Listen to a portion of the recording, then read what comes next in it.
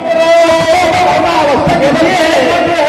आप ये कह रहे हैं कि मैं छुपा रहा हूं, समझ ना, आप ये कह रहे हैं कि मैं उसको छुपा रहा हूं, इसलिए मैं बताना चाहता हूं।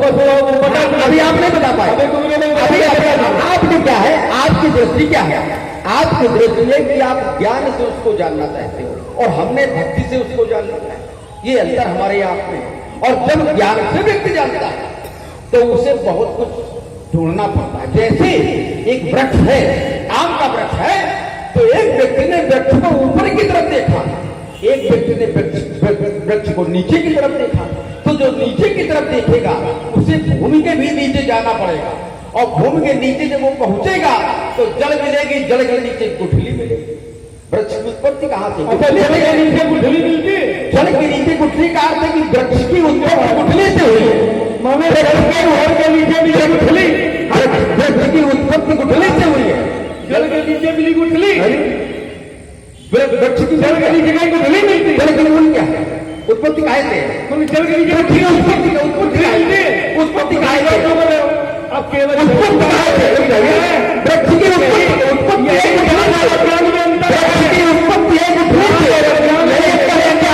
यही ज्ञान सिद्ध समाप्त हो जाता है तब दूसरे की उत्पत्ति होती है, तब तो होती है। यह ज्ञान का विषय है। और जब भक्ति की दृष्टि से व्यक्ति देखता है तो ऊपर देखेगा, ऊपर देखेगा तो तरा मिलेगा, फल मिलेगा, फल के अंदर भी क्या मिलेगा? गुठली मिलेगी। लेकिन वो गुठली सुरक्षित मिलेगी, वो अस्तित्वहीन नहीं मिलेगी। तो ज्ञानी जो ज्ञान को प्राप्त करते हैं वो बिल्कुल निर्विकार निराकार हो जाता है, तब उसे प्राप्त हो पाता है। इसीलिए गुठली मिलती है पर निराकार रूप में मिलती है, वो रूप में नहीं होती। वो गुठली के रूप में नहीं रहती। तुम्हारा वो गुठली के रूप की उत्पत्ति होती है। बिल्कुल बिल्कुल समझ नहीं, ये तुम्हारी समझ में नहीं आ रहा है। अरे हमारी समझ की उत्पत्ति गुठली से है, लेकिन जब वृक्ष फल देने लगा तो वो गुठली अस्तित्वहीन हो गई, लेकिन कहीं न कहीं मूल में विद्यमान है, क्योंकि उत्पत्ति का कारण तो वही है मूल में। और मूल में जो है, जो मूल में है वही परिणाम में है। तो हम लाभ में है, क्योंकि हमें लाभ मिला क्या? हमें लाभ मिला मूल परिणाम में। गुठली तो मिली ही, साथ में रस भी मिला।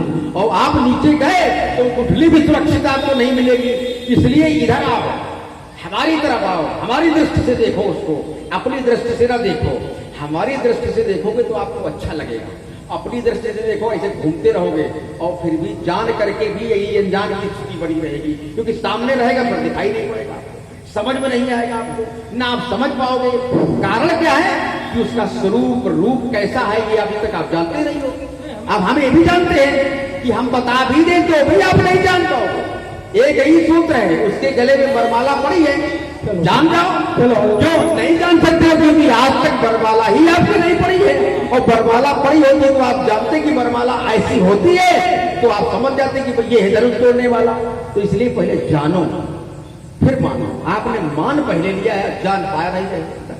क्या मान लिया? सत्य मान लिया। हमने कहा छैत्रा भाव के समान माना है तो सम तो है, अभी तक आप ये नहीं बता पा सके हैं कि आखिर उसमें साधारण धर्म कौन सा है। इसी में तो भ्रमित है। ये भ्रम दूर हो जाए तो सब बात समाप्त हो जाए। इसलिए मैं कह रहा हूं, सुनो देव सब धनुष समाना, काछित लाभ गुण धन तोरे, देखा राम नयन के भोरे। आवश्यक है कि